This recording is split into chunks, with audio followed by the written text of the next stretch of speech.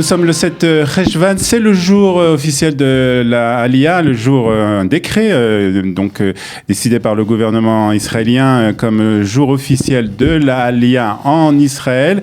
Et c'était normal, bien entendu, que nous parlions de ce jour de la Aliyah sur Studio Kalita. Et c'est encore plus normal d'en parler avec le directeur de Kalita, Ariel Kandel. Bonjour Olivier, Boker Tov, merci. Et Yom Aliyah Sameach. Yom Aliyah Sameach. Alors, 7 Cheshvan, pourquoi d'abord cette date a été choisie ?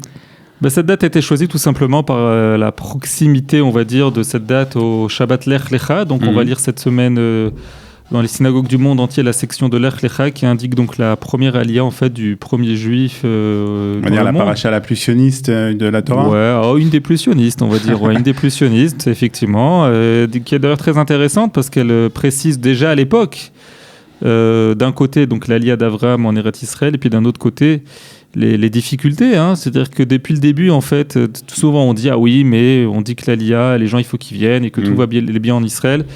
Les gens qui, suite à Simchat Torah, la Parashat Bereshit de Noach, arrivent directement à Lech Lecha dès la 3e section de la Torah dans l'année. On indique effectivement ce principe de faire son Aliyah, mais on indique aussi que c'est pas forcément facile, qu'il y a des difficultés et qu'il faut tout faire pour les surmonter. Alors, aujourd'hui, on est dans une situation un peu politique, un peu difficile, même plus que difficile, on va dire que tout est un peu bloqué.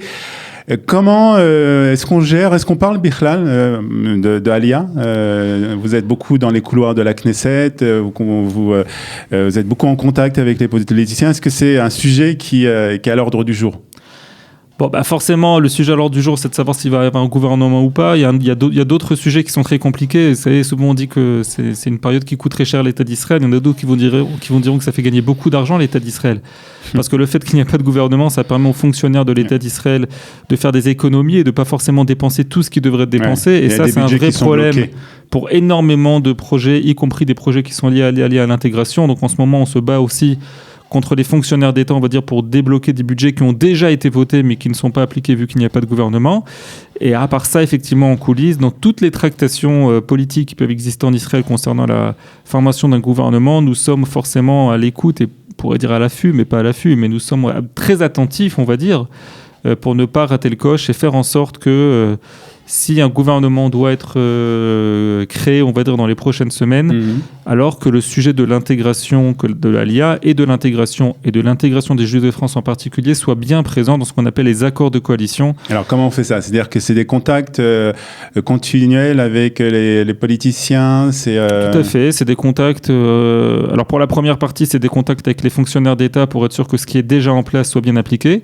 Et pour la deuxième partie concernant les accords de coalition, c'est être effectivement en contact avec les différents politiciens qui sont eux-mêmes responsables au sein des différents partis ou de certains partis, on va dire, de l'écriture et de la rédaction de ces accords de coalition. Il faut bien expliquer à nos auditeurs que si un gouvernement est créé, en fait, ce jour-là, tout le monde va parler de savoir qui va être ministre de quoi. Mais il y a un deuxième sujet qui n'est pas moins important, c'est-à-dire qu'à partir du moment où le gouvernement est créé, le ministère du Trésor octroie à peu près 7 milliards de shekels pour différents projets. D'accord. Pour les 4 prochaines années de l'État d'Israël, qui sont des projets en fait en plus sur ce qu'on appelle le budget de base. Et là, il faut être présent. Donc il faut se positionner dès maintenant. Ah oui, c'est pas dès maintenant, on y est déjà depuis pas mal de temps. D'ailleurs, on y était dans les malheureusement, au mois d'avril, le gouvernement n'a pas été créé, mais le sujet de l'intégration des Juifs de France était présent en termes de financement dans l'accord de coalition qui finalement n'a pas abouti puisque Yvette Lieberman a décidé de faire ce qu'il a fait. Mais le sujet était présent également financièrement, donc on fait tout pour qu'il soit également présent financièrement lors du prochain gouvernement, si il y aura gouvernement. Voilà. Alors, on va parler un peu de l'Aliyah de France. Le chiffre de ce matin, c'est 1996 juifs qui sont arrivés depuis le début 2019. C'est à peu près la même chose que l'année dernière, plus ou moins. C'est-à-dire que ça stagne, en fait, l'Aliyah de France ? Oui, alors encore une fois, ça stagne autour de 2000, ça va sûrement se terminer autour de 2200, 2300, puisque l'année n'est pas terminée, l'année civile, on va dire. Alors, c'est toujours le même débat, en fait, ou la même question. Les plus optimistes diront que c'est 2 fois la fameuse moyenne qu'il y avait dans les 50 premières années de l'existence de l'État d'Israël. Et puis les autres, comme moi, diront que c'est bien, mais c'est jamais assez, et que donc il faut faire en sorte de permettre, encore une fois, le but n'est pas d'encourager l'Aliyah pour encourager l'Aliyah. Mais c'est toujours pareil, on sait pertinemment, on va pas revenir sur ces chiffres, mais on sait pertinemment qu'il y a des dizaines de milliers de juifs en France qui veulent venir en Israël. Ouais.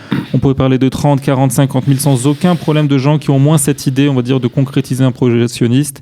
Et pour que ça arrive, il faut que l'État d'Israël, je le dis, je le redis et je le redis jusqu'à que ça ait lieu, soit capable d'établir, on va dire, un vrai plan d'intégration avec des solutions d'intégration réelles et pas simplement un panier d'intégration et un ulpan. C'est très bien ce genre de choses, c'est ce qu'on appelle les cadeaux de l'État d'Israël, mais c'est pas ce qui permettra à des dizaines de milliers de gens de venir. Et donc, à partir de là, il faut rester, on va dire, c'est un travail de longue haleine, c'est un marathon.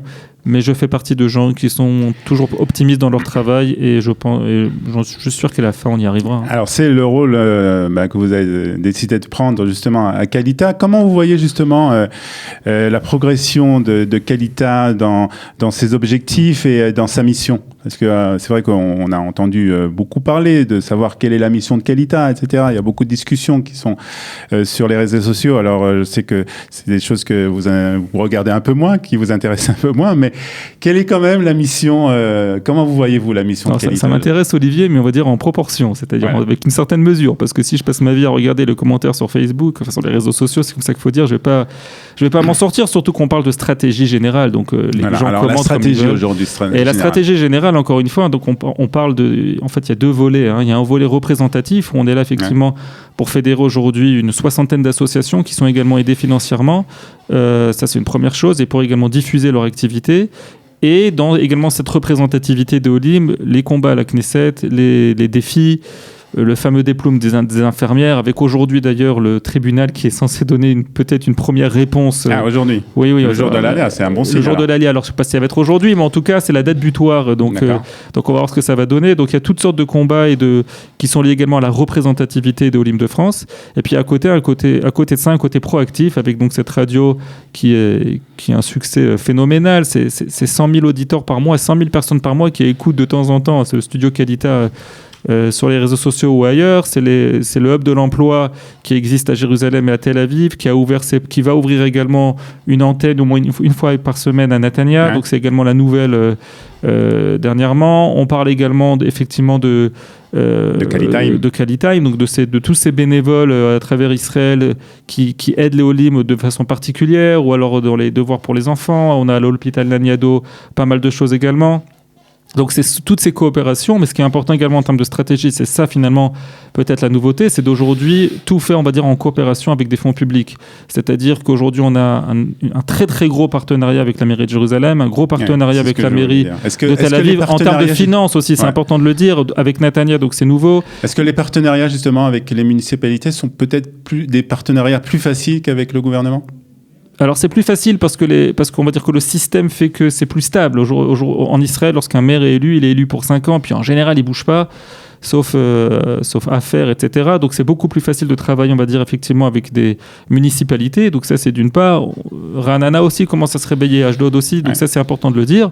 Et puis d'un autre côté, continuer, alors ça c'est effectivement, ça dépend du gouvernement. On a l'exemple du fameux programme Mechoubarim, donc avec plusieurs millions de shekels qui ont été investis par le ministère de l'Éducation pour aider les enfants et les jeunes adolescents au-delà des heures de l'école. Ça c'est effectivement également une des réussites. On essaie de développer ce genre de choses. Sans le gouvernement, c'est plus compliqué. Mais aujourd'hui, effectivement, la stratégie de Kalita est d'essayer de faire le maximum de shutafuyot, comme on dit en hébreu, c'est-à-dire de coopération possible avec des fonds publics. On va vous souhaiter bonne chance dans cette mission. Et nous souhaiter bonne chance. Nous souhaiter bonne chance.